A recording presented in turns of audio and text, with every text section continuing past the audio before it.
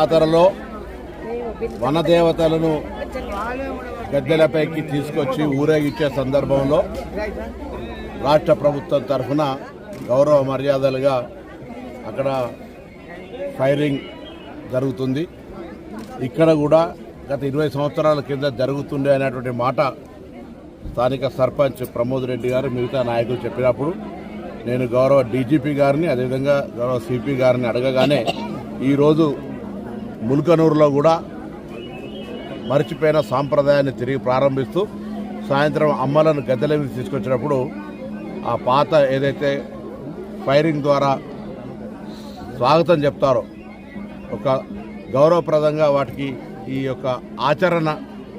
ఆచారాలకు అనుగుణంగా ముల్కనూరు కూడా 44 సంవత్సరాల నుంచి లక్షల మంది విశ్వసించేటువంటి ఈ యొక్క